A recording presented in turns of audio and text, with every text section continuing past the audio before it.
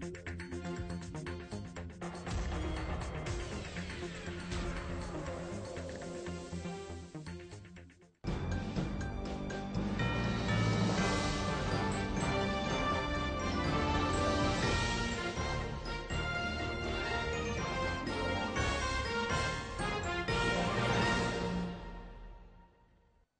Premier ministre malien Cheikh Modibo Diarra a été contraint hier à la démission par d'anciens officiers poutistes hostiles à une intervention étrangère contre les islamistes qui occupent le nord du Mali. Et le président par intérim a désigné son successeur. Par ailleurs, les Nations Unies, les États-Unis, l'Europe et l'Afrique de l'Ouest ont unanimement condamné l'ingérence des militaires dans la vie politique au Mali. C'est quelques heures après l'arrestation et la démission forcée du Premier ministre Cheikh Modibo Diarra.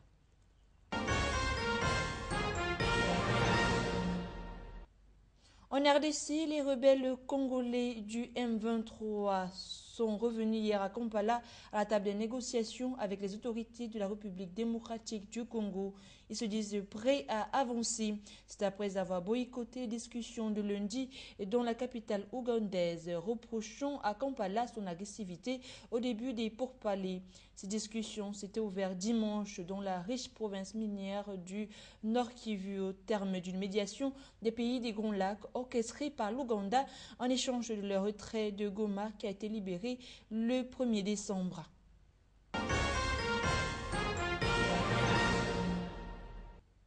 En Égypte, des milliers d'opposants au président égyptien Mohamed Morsi étaient rassemblés hier devant son palais à quelques kilomètres d'une manifestation des pro-Morsi dans un climat de tension qui a amené l'armée à convoquer ce mercredi une réunion entre les protagonistes. Cette initiative marque un retour au premier plan de l'institution militaire pour tenter de sortir le pays de sa plus grave crise depuis l'élection en juin de M. Morsi, premier président civil d'Égypte.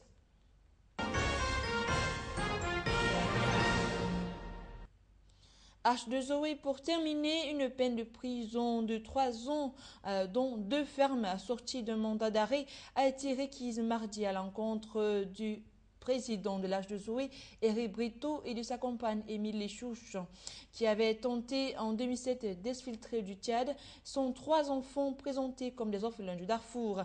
Actuellement en Afrique du Sud, les 2 principaux prévenus ne se sont pas présentés à leur procès devant le tribunal correctionnel de Paris.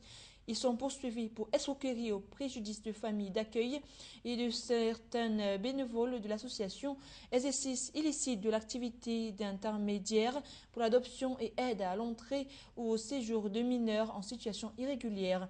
Ce dernier délit est passible d'une peine de 10 ans de prison.